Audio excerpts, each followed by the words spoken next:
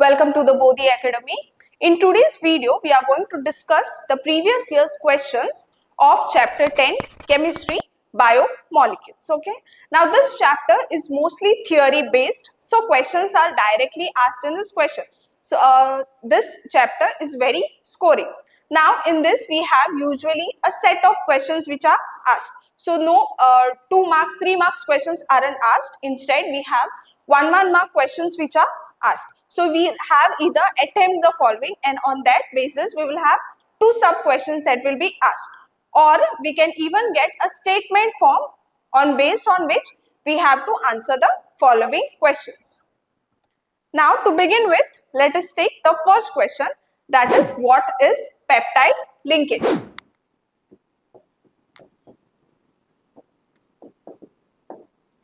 Now, when we talk about peptide linkage, the first thing that we need to know is the amide group, because it is a formation of a amide group. Now, formation of amide group where? The next question is, where is this amide group formed? It is formed between COOH group and NH2 group. Okay. So, it is the formation of a amide group between the COOH group and NH2 group. Now, for example, say we have NH2 CH2 COOH plus we have NH2 CH CH3 and COOH group. Okay. So, there is a reaction that is happening between these two molecules over here. So, during this reaction, there will be only removal of water that is happening. So, when there is removal of water, one H from here will be lost and this OH will be lost. Okay, now the final product that will be formed is NH2, CH2, CO, NH, CH, COOH. Okay, now if you see, this CO and H group formed here is the amide group. Okay, so this is in turn known as the peptide linkage. And where has it occurred? It has occurred between the COOH group and NH2 group. Next, give one example each of fibrous and globular proteins. So first, let's talk about fibrous protein. So these are polypeptide chains, okay, which run parallel to each other, as in they are not meeting at any point, but they are somehow connected by a hydrogen and disulfide group that are present, okay. Then we have globular protein.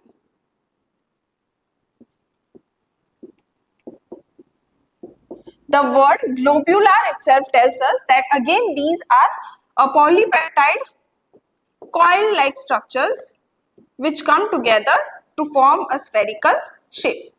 Okay, so here they are running parallel, here they are into a spherical shape. Now, example of this fibrous protein is keratin. Keratin is usually found in our hair and our skin, and this globular protein example is insulin. Okay, so that was an example of fibrous protein and globular protein. Moving ahead, what is the effect of denaturation on the structure of proteins? Now, previously we discussed about denaturation of proteins. So, what is happening? The native protein that is there, it is subjected to some kind of physical change, which in turn makes it lose its helical structure, and also it tends to unfold. The physical change we said could be either temperature change or the change in pH.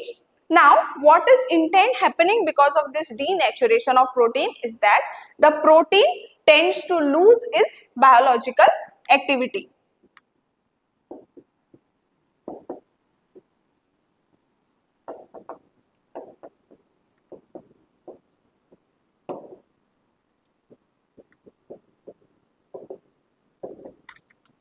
say we have any native protein, okay? Native protein is what it is in a very unique shape with a unique biological importance. Now that shape itself which is there, its unique shape itself gives it the importance. Okay, the unique shape itself gives it the importance. Now, because of this denaturation of the protein, what is happening? It is losing its that shape. It is getting changed to some other shape, and that is the reason that its whole biological activity is lost. Next, define a nucleoside. Now, a unit that is formed by the attachment of a base to the first carbon position is known as the nucleoside. Say we have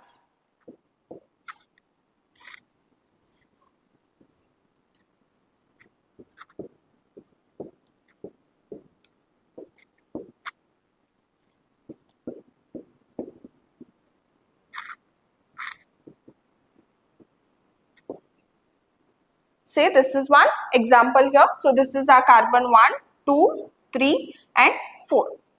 This is the fifth carbon, okay? Now what are we saying is that it is that unit that is formed by the attachment. When there is an attachment of this base at the first carbon.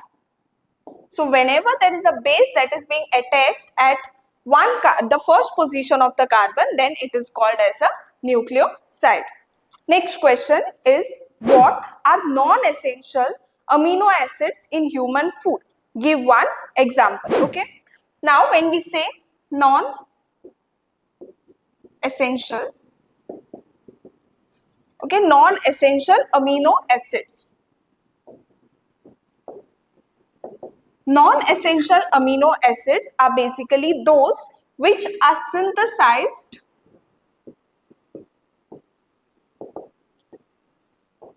in our body itself. Okay, so we are not taking them from somewhere outside. Our body itself is producing these amino acids which are present, and we call them as non-essential amino acids. Next question is that mention one important function of nucleic acid in our body. Now, nucleic acid has several functions that are present, okay? One of them in this biomolecules chapter that we talk about is the protein synthesis in the cell.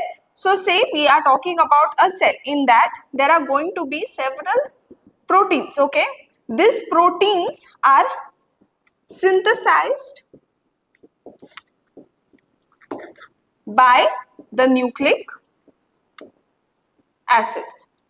Okay, so this is an important function of nucleic acids in our body, that it synthesizes a protein that is present in the cell. Moving ahead, give two different examples of denaturation of proteins. Now we have spoken about what is denaturation of proteins. Now let's see what are the examples that can simply tell us what is this denaturation of protein. One simple example is the coagulation of egg. Now say we have a raw egg which we boil, okay? What happens is that the inside, the transparent cover which is there, it starts to turn white, okay? It gets fully white. So that is an example of this denaturation of protein. So one first example is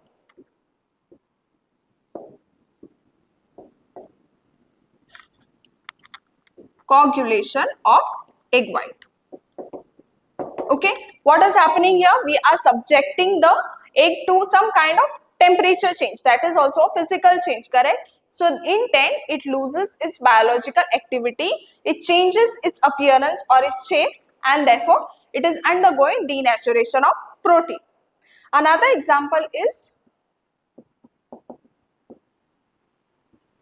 curdling of milk.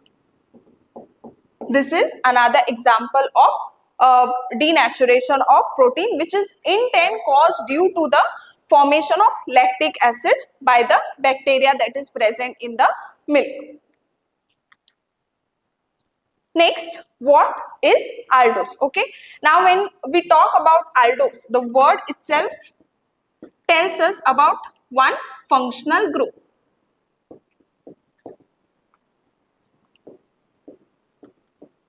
Okay, the word itself tells us about one functional group. So what a monosaccharide which is there, which contains a functional group, that is aldehyde. Aldehyde, that is given as CHO. So any monosaccharide which contains this aldehyde group or CHO group is known as a aldose. So that's why this name itself, aldose, is derived from this aldehyde word. So therefore, such monosaccharides we call them as aldose. Next question, write the reactions that are involved when glucose is treated with Br2 water. So we have D glucose being treated with Br2. Okay, so we have to tell what reaction occurs. So now let's write down D glucose. So we have CHO, CHOH4, and we have CH2OH. So this is our glucose. Okay, then we are subjecting it to Br2H2O, and we are getting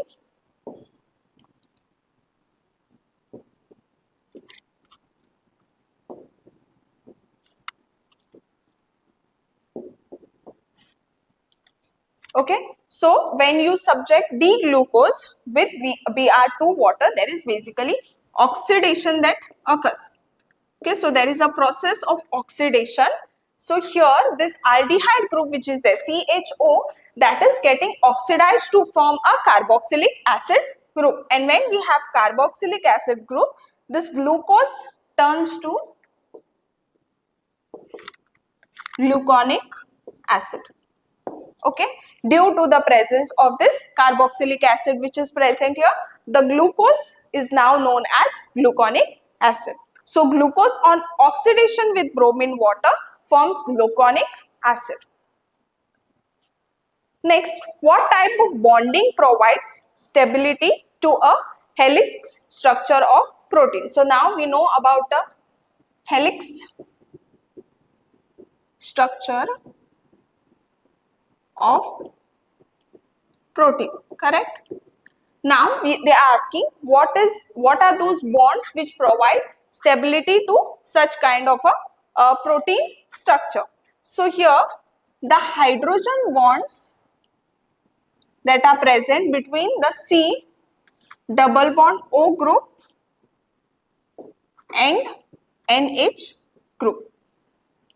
Okay, so the helix structure of protein, it attains stability by the hydrogen bonds which are present between C double bond O groups and the NH groups. Okay, the next question is that name the linkage connecting monosaccharide units in polysaccharide. So here, say we are having several of this monosaccharide units. Okay, so we are going to have a chain of it. This chain together forms a polysaccharide. Now, what is the linkage that happens between this monosaccharide and another monosaccharide? Okay, to understand this, let's take an example. Say we have now beta D galactose. Okay, here we are going to have CH2OH, OH,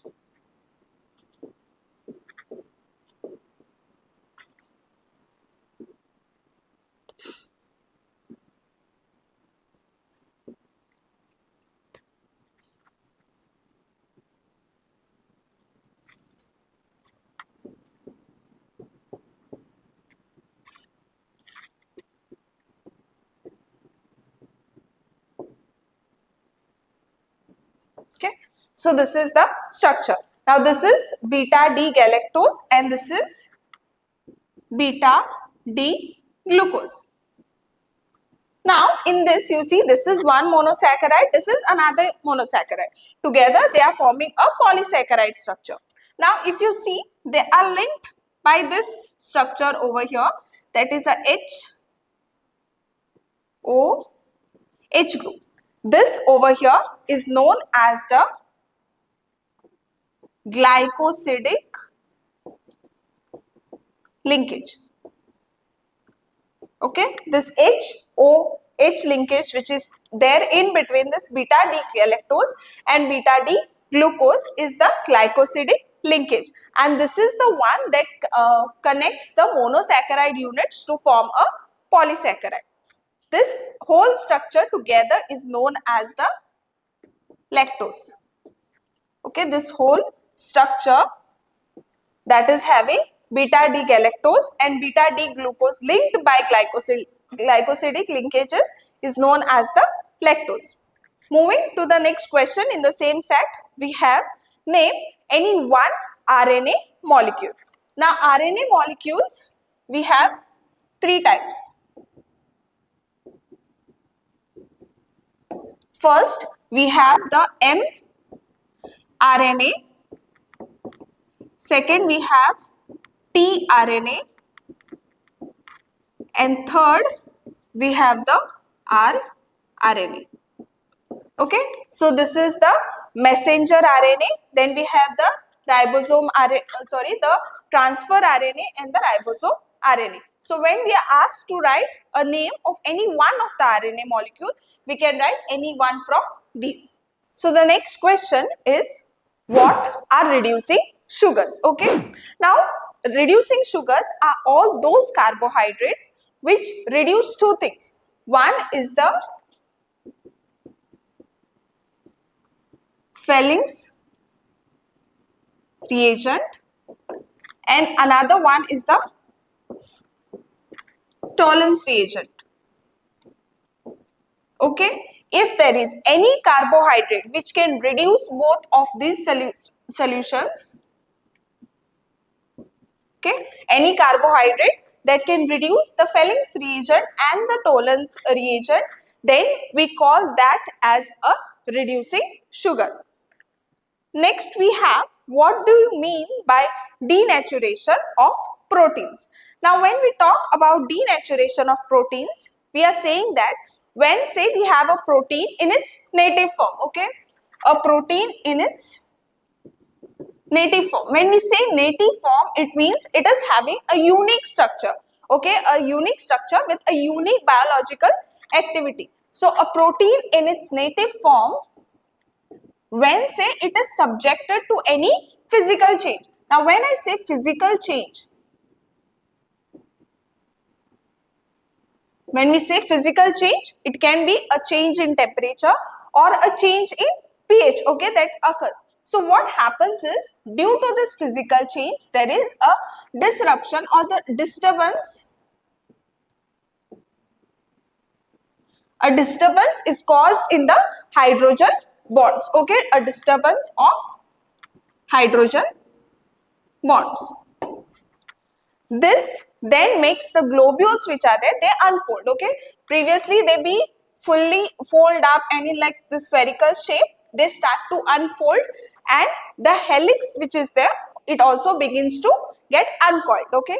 This intent makes the protein lose its biological activity, and that is known as the denaturation of proteins. So we have a protein in the native form which is subjected to some kind of physical change, that could be a change in temperature or a change in pH, that intent causes a disturbance of the hydrogen bond which makes the globular structure unfold and the helix gets uncoiled. This intent causes the inactivity of its biological importance. Next question, name the base with which adenine forms a hydrogen bond, okay. So you have to name that one base which with which adenine can form a hydrogen bond, okay. So there is adenine has to form a hydrogen bond. So the answer over here, or the base that we need to do so, is the thymine base. Okay, thymine is one such base with which adenine can form a hydrogen bond. Name Second question is the name the type of linkage that is found between two nucleosides. Okay, name the type of linkage that is formed between two nucleotides. Okay, now when we talk about nucleotides, let's take a basic understanding of how it looks. So we have this P double bond O group here, then we have this CH2. This is one group. Then we have this CH2. Then there is a sugar that is present here. This is in 10 linked to a base. Okay. Plus we have another similar group. So we have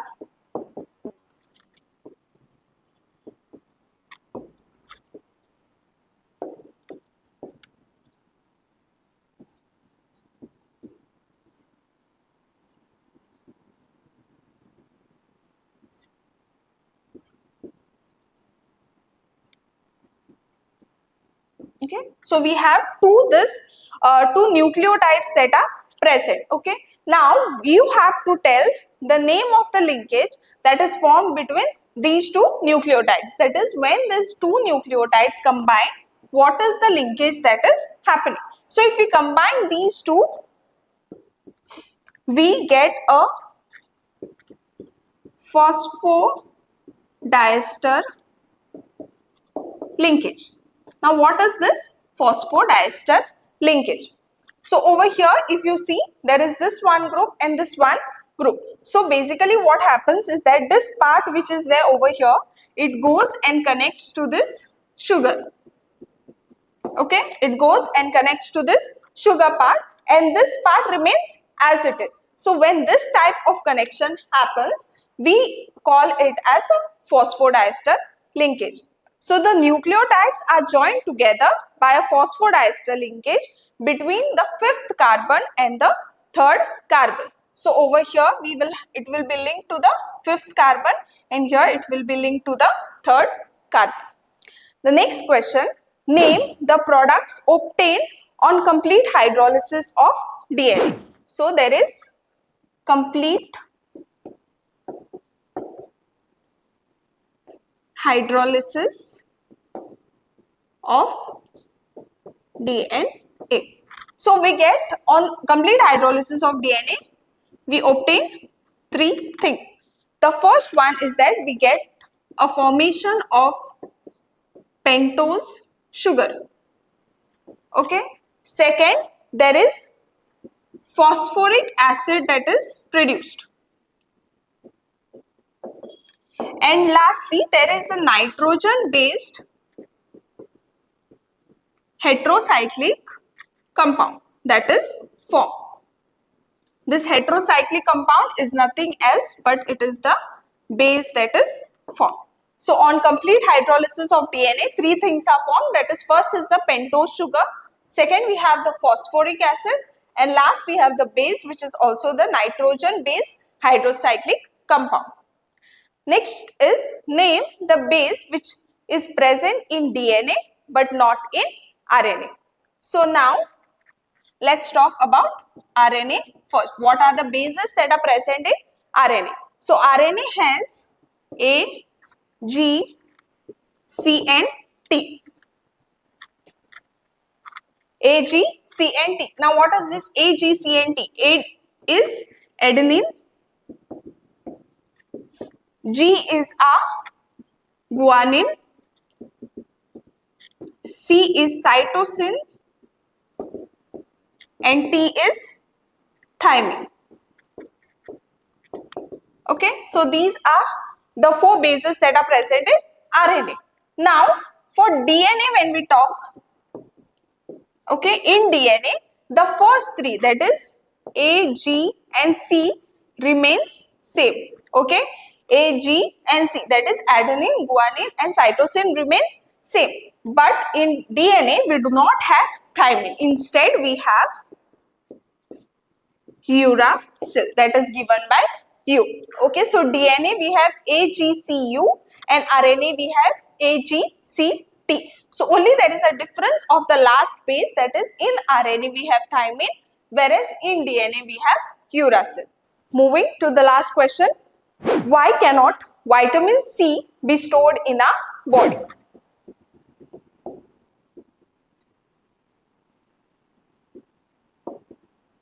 Okay.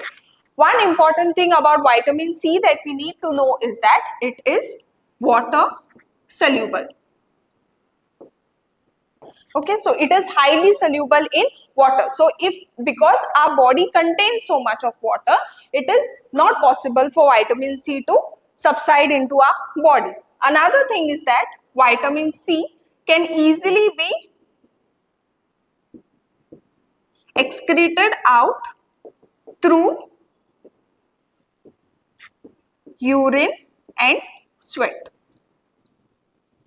Okay, because it is so water soluble, it can be easily excreted out through, one is urine and another is during sweating process. So in both the processes, vitamin C is loosed off our body. So that is the reason why vitamin C cannot be stored into our body. So about vitamin C, we know that first is that it is water soluble. Okay, so it is highly water soluble. So the minute, because our body consists of so much of water, it will get dissolved into the water quantity that is present. Now secondly, because it is water soluble, it can be removed out of our body through urination or sweating. Okay, these are also two forms of some kind of dehydration that is happening, that is loss of water. And because we are saying vitamin C is water soluble, it will be dissolved into this water, which water we are losing through urination and through sweating. So therefore we can say that vitamin C cannot be stored into our body. Glucose on reaction with HI gives N-hexane. What does it suggest about the structure of glucose? So glucose on reaction with HI gives us N-hexane. That is a straight chain of hexane. Okay. Now what does this reaction suggest about glucose? So the reaction of glucose with HI suggests that all the 6 carbons which are present, okay, they are present in a straight chain. So if we have CHO, OH4 and CHOH, okay, on reaction with HI, it gives us CH3, CH2, CH2, 2, CH3. Okay. So on a reaction in presence of HI, this glucose, it breaks down into a straight chain hydrocarbon that is known as N-hexane. So thank you so much for watching today's video. Please don't forget to like, share and subscribe to the Bodhi Academy.